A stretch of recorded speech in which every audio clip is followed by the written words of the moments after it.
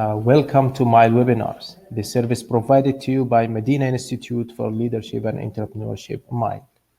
MILE is a non-profit institution that aims to build leadership and entrepreneurship excellence in the Middle East and the Islamic world. Our webinar today is how to transform assessment tools into learning tools. And we will discuss formative assessment and quality feedback with our speaker for the day, Dr. Randa Hariri, expert in education, especially in higher education. She is the director of the Center of Excellence in Teaching and Learning in Dar Al Hekma University. Good afternoon from the Kingdom of Saudi Arabia, and good morning and good evening for everyone who lives outside this zone and is kindly participating in this webinar.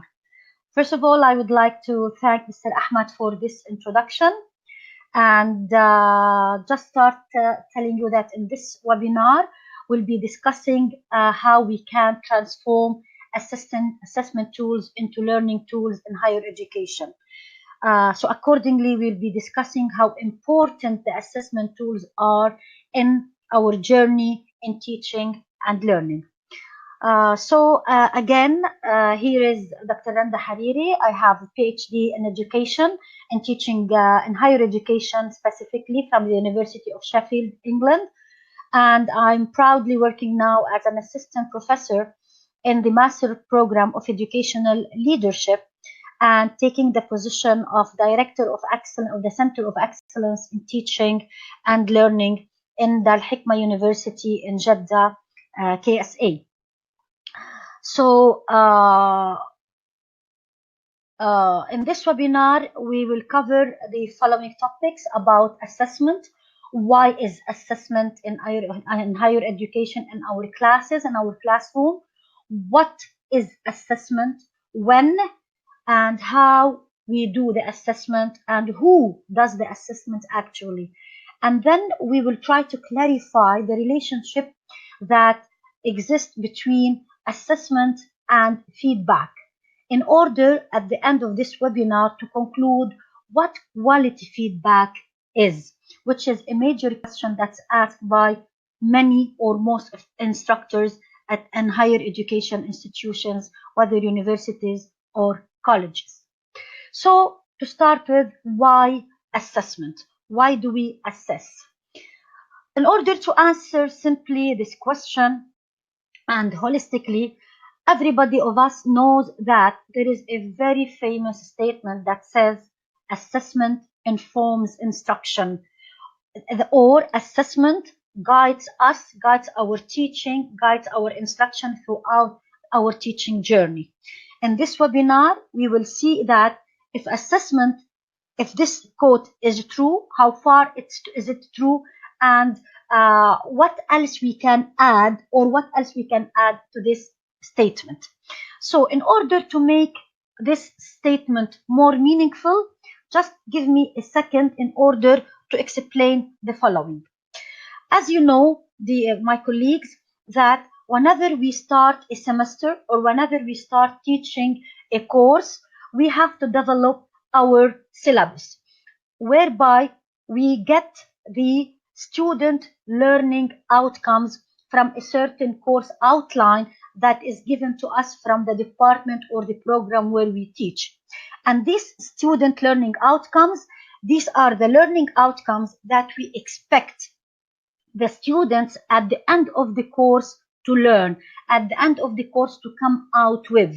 So therefore, these student learning outcomes, or what previously actually they were called course objectives, but based on the revolution of the change in the teaching practices from the passive learning to the active learning, the course objectives have been changed into student learning outcomes, because our focus now is redirected to the students in order to know what the students will be learning, rather than what we as instructors we want to teach or are teaching.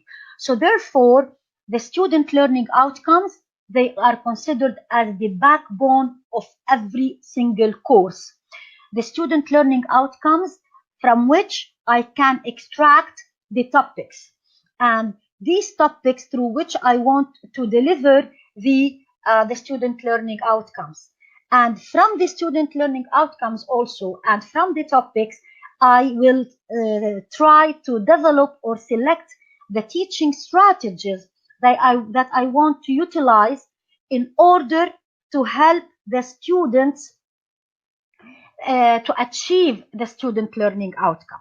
So here the word achieve, and here in this, the word achieve is a key term, and the word student and the word help is a key word as well. I said that I want to help the students to achieve the student learning outcomes, and here comes my role as a facilitator for the course rather than only teaching the course, and achieve the student learning outcome. So how do I know that the students have achieved the student learning outcomes, and how do I know how far the students are away from achieving the student learning outcomes? Accordingly, here at this point the assessment comes. So the assessment is used in order to measure the achievement of the students of the student learning outcomes of any course. Therefore, what type of assessment do we have? In any higher education institution, we have two kinds of assessment, or two types of assessment: the direct assessment and the indirect assessment. Talking about the direct assessment, actually, we are talking about quizzes, we are talking about term papers, we are talking about tests, we are talking about exams, we are talking about presentations, about projects, everything that worksheets, every discussion in the classroom, everything that I do in the classroom in order to assess the achievement of the student for the student learning outcomes.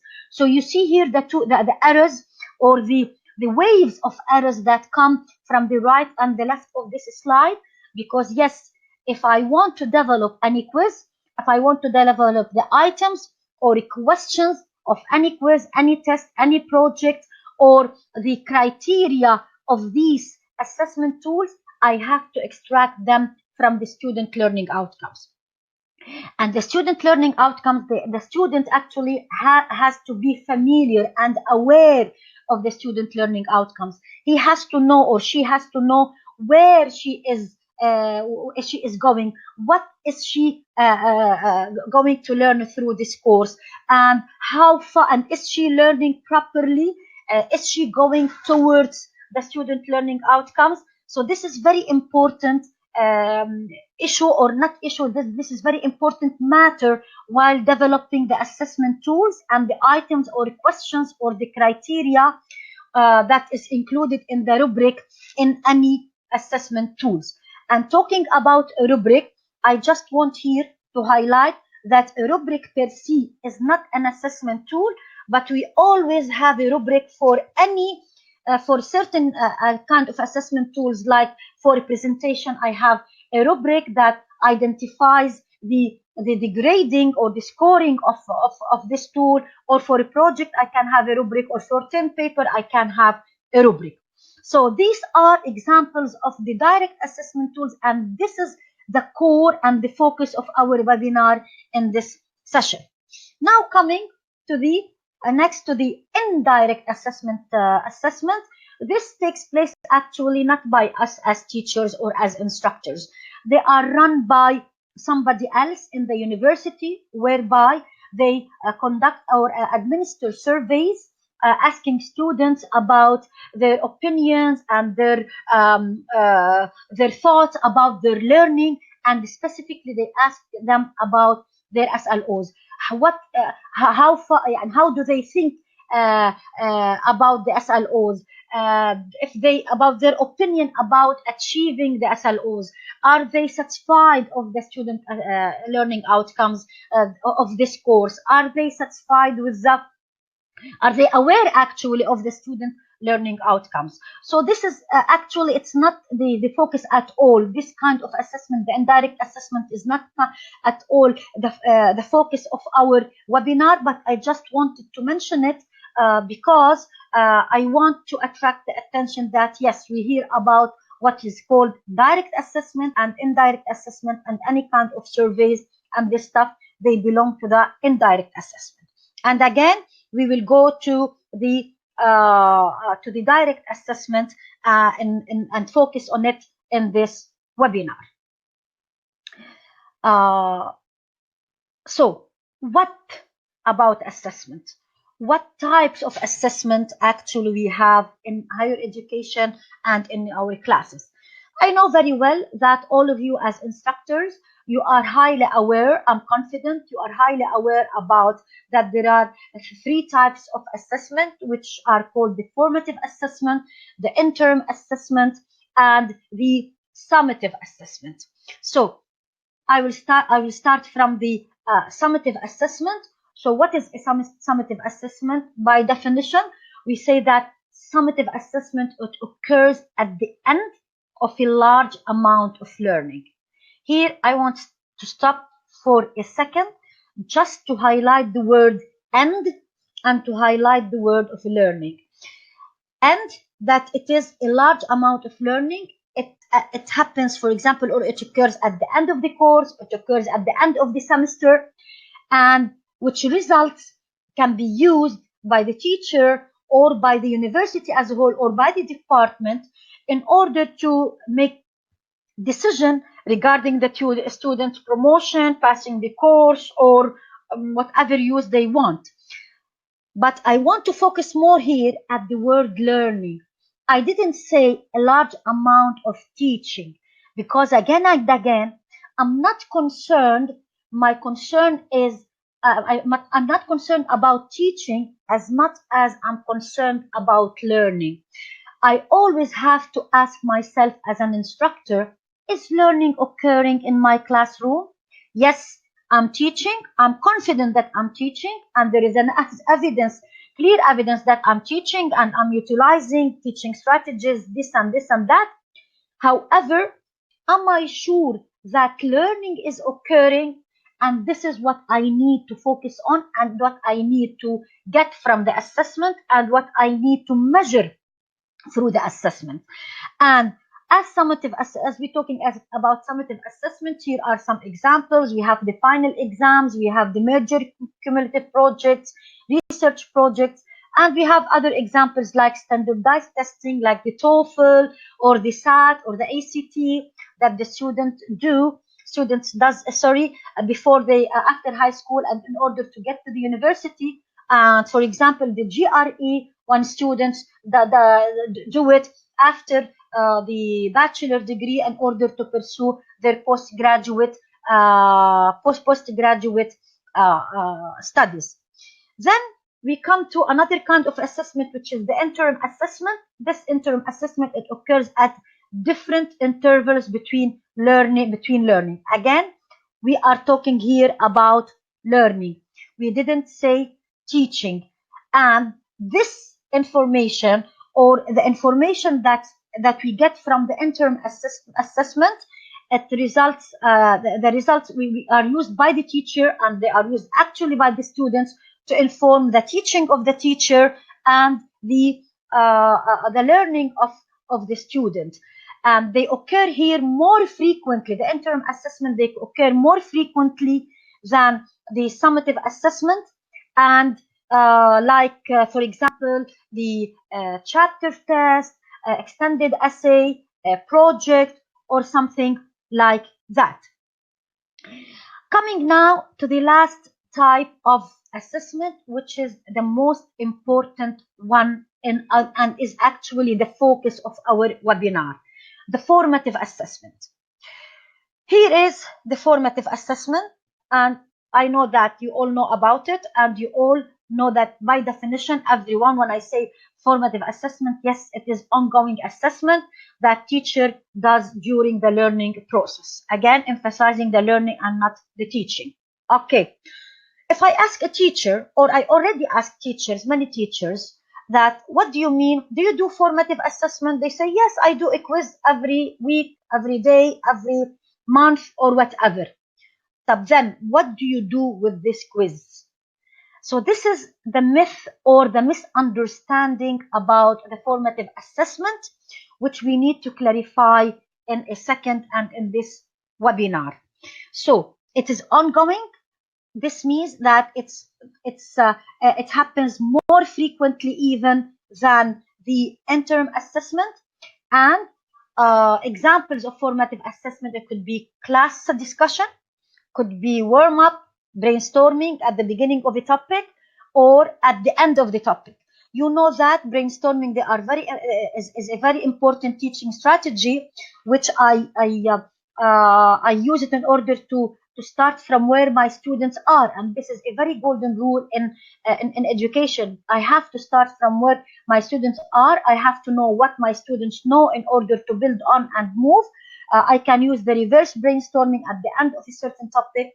I can use exit slip, a sheet that asks the students write what they have learned about a certain topic, on the spot performance, or a quiz. Here I want to emphasize that when I say a quiz and a formative as a formative assessment tool, I have to emphasize that this quiz has to, the questions or items in this quiz have to measure one student learning outcome in a course, not more, because I want to build on this in order to enhance the students' learning, as we'll see in a second. Now, I want to ask you a question, and I kindly ask you to participate and to put your answers here in the chat. What is the significant difference among the three types of assessment? What do you see? I will give you about 10 to 30 seconds in order to answer this question. So far, from what I explained, what is the significant difference among the three types of assessment?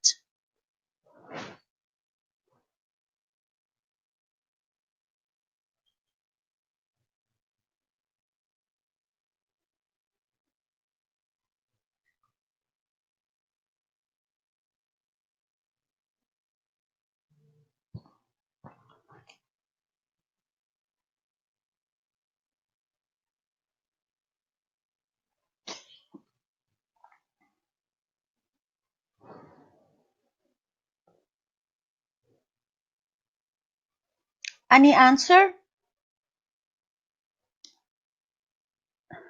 Okay. Let us move. Can you repeat the question so they can hear it Yes. again? Okay. What is the significant difference among the three types of assessment based on what I explained so far?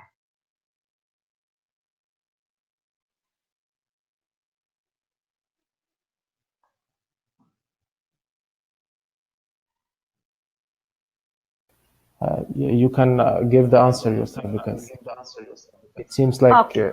you're not very focused. Okay. Maybe So, because of the internet loss or something. okay, can I proceed? I will proceed. Fine. Yes. So mainly here, so mainly here, the main difference among the three types is in terms of the timing. In terms of the timing, when we do the assessment.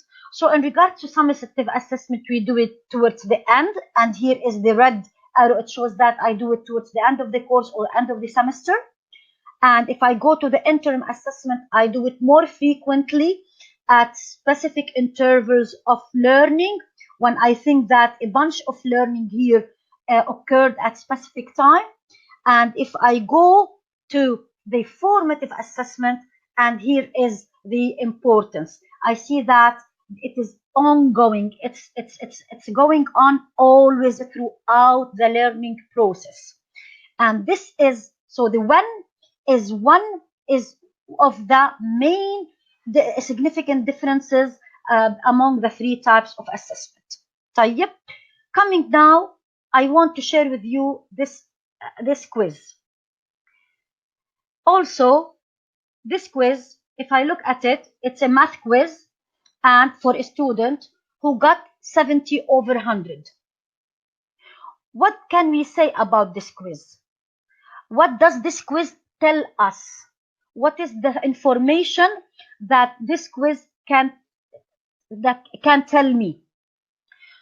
Maybe because the interaction cannot occur at this level, I will try to ask and answer the same question at the same time. So if I look at this quiz, I see that the only thing that this paper tells me that I got 70 over 100. I'm a student and I got 70 over 100. Does it tell me anything else? No. Does it, for example, tell me what is wrong about this quiz? No. So, for example,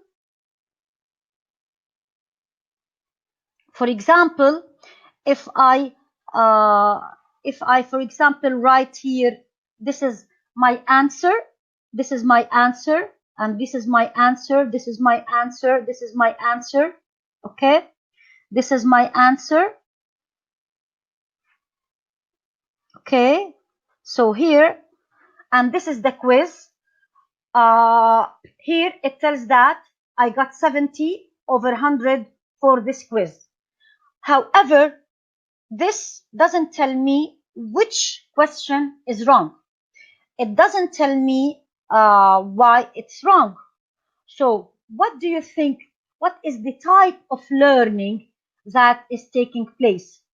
Or actually, the question would be better. Is there learning occurring? This is a big question. So again here, if I want to move to the second, what does the 70% represent? Since we agreed that this quiz, it doesn't tell me, or no, it gives the only information that it gives me is 70 over 100. So what does the 70 over 100 represent? What do you think? The 70 actually over 100 is the feedback. So this question or this quiz actually, in this way, that was returned to me as a student from a teacher, the only feedback that it gives to me is the 70 over 100. The question now, the important question now that comes to my mind is, what about, is this feedback of quality feedback? Is it effective? Is it constructive? Did it enhance my learning? This is the most important question that I need to ask myself as a student, and also the teacher has to have it as a main concern. Is learning occurring? Yes or no? So whenever we have an assessment, we have to have a feedback. However, even the 70 over 100 is a feedback, but we want to emphasize about the quality feedback. What kind of feedback we are talking about? So we need to agree from now at this point that we cannot have an assessment with a feedback. And the example that I gave you before, the quiz with 70 over 100 is the least feedback, or I don't want to say it in this way, but I will say it and bear it with me, is the worst kind of feedback that I can give to student on a certain quiz, because the student can learn nothing after it, can understand nothing after it. So the feedback in here, when do I get this kind of feedback, or when is it accepted, this kind of feedback? It could be accepted in a summative assessment, where the feedback, the nature of the feedback is limited. However, it cannot be accepted in a formative kind of assessment, where the feedback has to be detailed, where the feedback has to be comprehensive. And in the middle between the summative and the formative, we receive quick feedback. And for example, after a chapter, I can give a quiz, I can receive here a quick feedback, or a short feedback, or a brief feedback.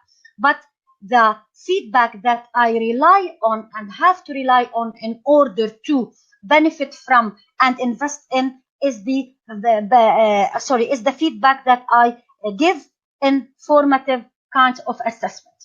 Now let's go back to this slide, to this quiz, and study it together. So first of all, as I mentioned earlier, let's say I'm a student and I have this kind of quiz and I answer these questions in this way, let's say. And the first kind of assessment that I received from the teacher, is this 70 over 100 and nothing on it.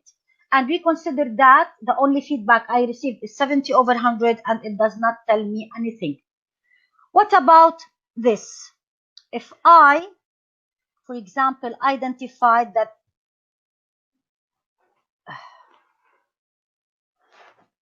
I'm not okay, that this is wrong, and this is wrong, and this is wrong, and that's it. I want to ask you a question. Do you think that the students here, what I did is that I identified the mistakes for the students? Do you think that I'm helping him or her to enhance their learning? Did I give him any hint, any good hint or any clue in order to find the answer or to improve her or his learning? What about, for example, if I now if I added, let's say, I said in this is the answer, and in this is the answer, and in this is the answer. What is the difference between this kind of correction and the one before? Actually, if I want to identify the differences among the three, I would say in the first one, I gave him 70 over 100 only. I didn't give him any clue about which item or which question was wrong. In the second one, I identified the mistakes and that's it. In the third one, I put actually more effort and gave him ready-made answers. These ready-made answers, do you think that it is better than the one before? Actually, I would say no. Giving the students ready-made answers on silver plate or on golden plate is even more dangerous than only identifying the mistakes, because at this stage I stopped the learning. This is the answer, my dear, and you need nothing to do because I gave you the answer. However, at the beginning and in the second one, it may putting something wrong or identifying the mistakes, it may motivate the students to look for the correct answers. But at this level, when I identified I gave the right answers to the students, actually what I did is I stopped the learning. And this is really very dangerous for the students. But look at this trial. What about if I say, for example, I don't know if it will appear on the screen, that is, for example, a negative number greater than positive number, and put question mark. Next to each mistake, to each wrong answer, I pose a question which is relevant to the question, relevant to the topic, relevant to the SLO. What do you think the student would do when he reads or she reads these questions? And this is actually where the learning is maintained, where I, as a teacher, am ensuring that learning is continuing, or at least the learning will continue. And this is my role as a teacher, is not to stop the learning and to continue to maintain the continuity of the learning, not to stop the learning, to give the students the opportunity to learn even from their mistakes. So now let's go to the next slide, which says, so from here, from the formative assessment, why I say from the formative assessment, because such kind of assessment or such kind of feedback cannot happen or happens mostly in formative assessment. When I ask questions about the mistakes, I help the students to improve their learning, to go and look for the answer, to correct their mistakes by themselves, and therefore to get important information and to get even additional information. This is one of the most important thing about the formative assessment, because this kind of feedback happens in the formative assessment during the learning process. So how do I do this? Now the question comes, how do we invest in the formative assessment, and how do we benefit from the formative assessment? It's through the feedback. So what type of feedback we are talking about? It's the feedback is it by identifying the mistakes as I did before? Definitely no. Is it by correcting the mistakes and giving the answer ready-made on a silver plate? Definitely no. Is it by, for example, getting the student come, I want to explain to you the topic another time, as if also giving them the answers ready-made? Also no. So how do I do, what type of feedback that benefit me the most? It is through asking questions that trigger the thinking of the learner in order to guide him or her towards the right answer. It's the feedback in here.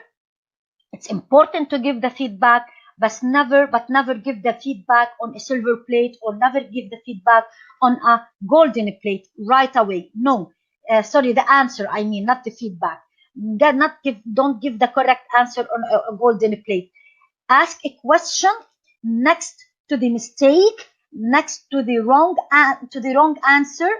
The question can be asked in a way that triggers the thinking of the learner and guides him or her towards the right answer. Therefore, here, the first question that will come to you, how do I design the feedback questions? Simply, when you want to design the feedback questions, you have to make sure that these questions, they are very specific. They are very specific to the topic. Which topic? Topic of the question, topic of the item, topic of the quiz itself, and most importantly, to the SLOs. The questions here, because from the beginning to the end, I have always, as an instructor, to put the SLOs in my mind and the SLOs in front of myself. And these SLOs, they will direct the whole learning process, and they will direct the whole teaching process. Now, the feedback that I want to give, if I have any quiz, if I have any any essay or any project, specifically if I have project, and I want to identify the mistakes for the students, I have to attach this identification or align this identification to a question that triggers their thinking. Here, I'm ensuring the continuity of learning. I'm not stopping the learning. I'm motivating the students to go fetch for an answer, look for an answer, the right answer in order to get it. And when the students, they go to look for the answer, whether in the textbooks or in journals or in any external resources, actually, I'm making sure that learning is continuing and learning is occurring. Now, this is how we invest in formative assessment, and this is how we benefit from the formative assessment, through the feedback, through the quality feedback. And now we can come to conclude that a quality feedback is the feedback that triggers the thinking of the student, and the feedback that enhances the learning of the student, improves the learning of the student, and the quality feedback is the feedback that ensures the continuity of the learning of the students. What about the grades? Here, for example, instructor will ask me, do I give a grade to the student? Yes.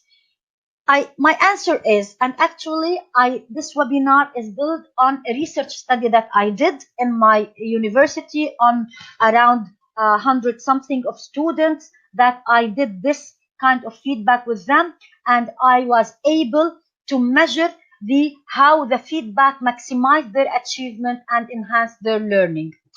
Accordingly, so yes, everybody knows that the students, they are highly attracted by the grades, and they are highly motivated to improve their grades. However, as instructors, we cannot give them the grades as such. They have to earn their grades, and they have to know this from the beginning. But we can still promise them or motivate them that your learning can be enhanced if you improved your learning. And when I do a certain quiz and I gave them this feedback, and if their grade was 70 over 100, and they go and look for answers and come back, correct the answers, and their grades improve, yes, I will improve their grades. No harm from this. Always, as we know, and as per, for example, the behaviorism and as the classical conditioning theories of learning theories, students, we need to motivate students, we need to reinforce students in order to enhance their learning. So no harm of improving their grades in order to improve their grades, to motivate them to enhance their learning. Motivating their grades is increasing their grades, improving their grades is highly related to their learning. So no harm about this, especially that these grades, they come from the formative assessment. I'm not talking about the interim assessment, and I'm not talking about the summative assessment. I'm talking about the formative assessment. And yes, I can motivate my students using their grades. The second question that will come out from any instructor, and this also was a concern for mine, is who will do this? Because I know, as if I'm telling you or I'm suggesting that, listen, you have to correct the quiz 2 times, and we all know that correcting is really burdensome task for all teachers. That I don't like to correct once. What about correcting twice? At this point, I can suggest 2 things.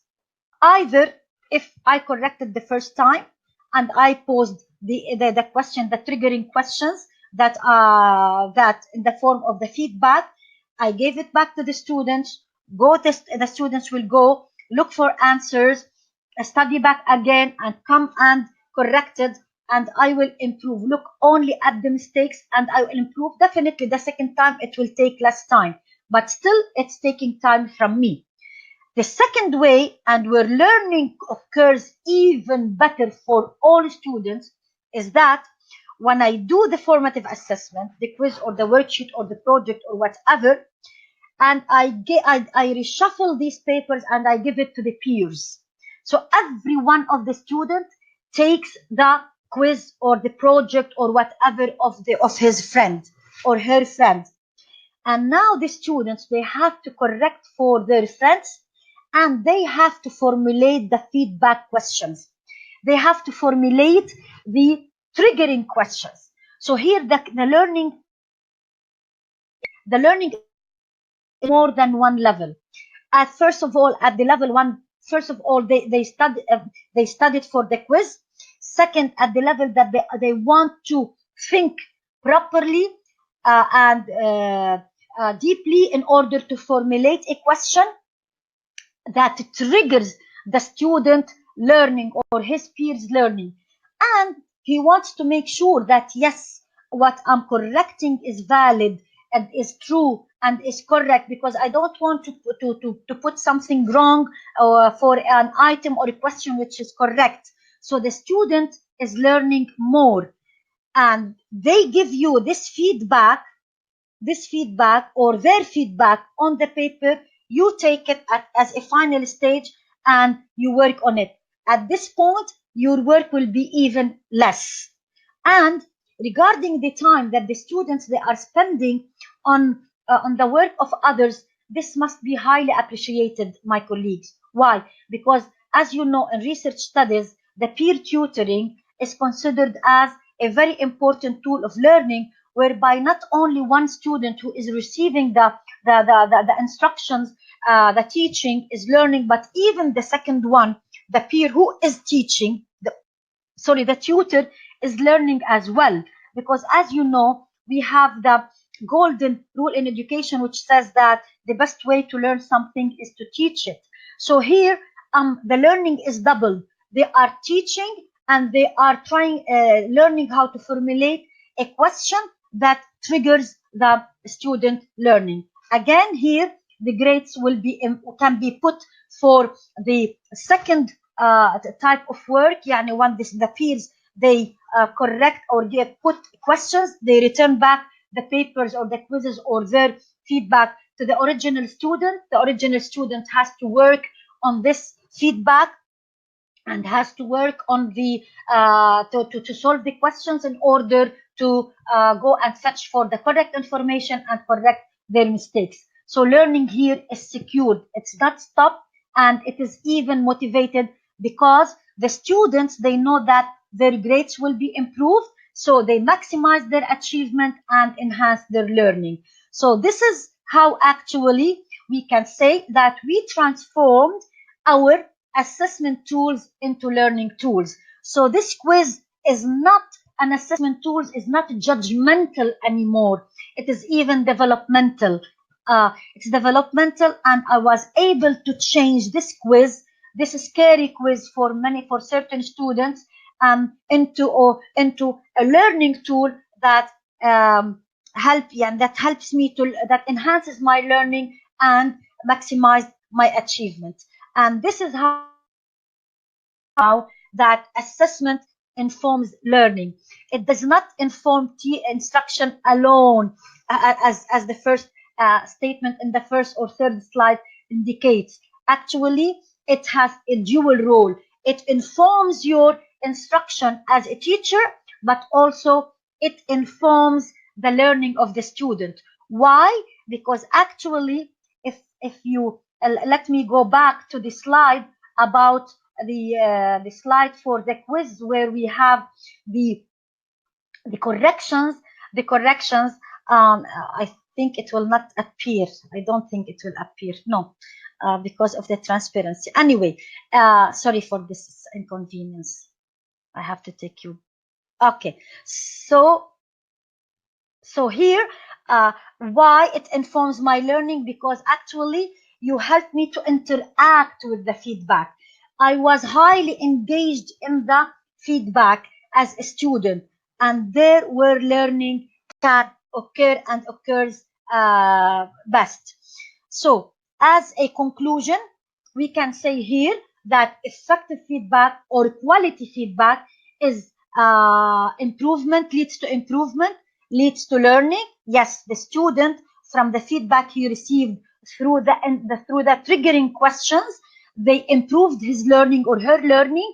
And because I developed the questions according to the criteria, or they were specific to the topic and specific to the student learning outcomes. So the criteria, they are built according to the specific to the topic and specific to the student learning outcomes. So I can be very specific in saying that the feedback is very specific to the criteria, and so the students met these criteria.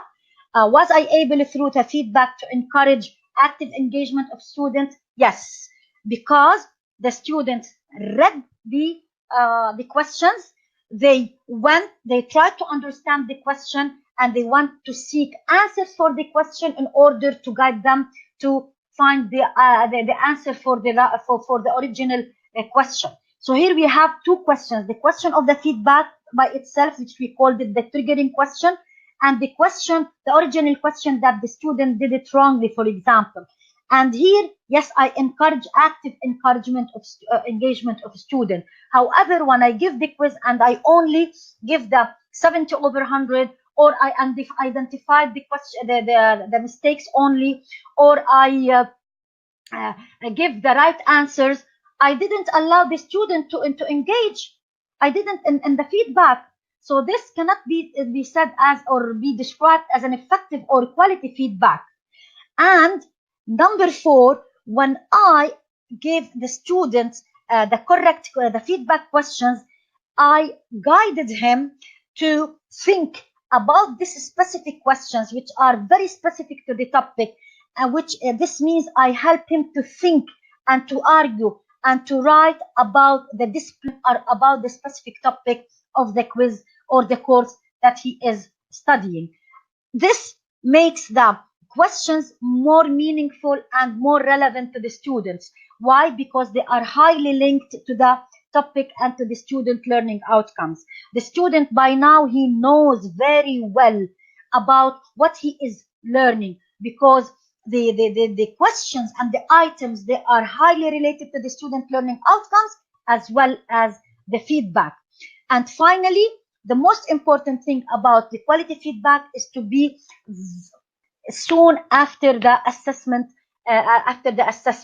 I have to reply back to the student as soon as possible. We are talking about formative assessment, ladies and gentlemen. We are not talking about summative assessment. We are talking about formative assessment that guides and informs the learning of the students. The students need to know where they are. Therefore, I can say that in summary, that this assessment is this feedback is constructive, and this feedback is developmental, and it's not judgmental. Here, what all these, they constitute the criteria or the characteristics actually of quality feedback that is highly associated with formative assessment.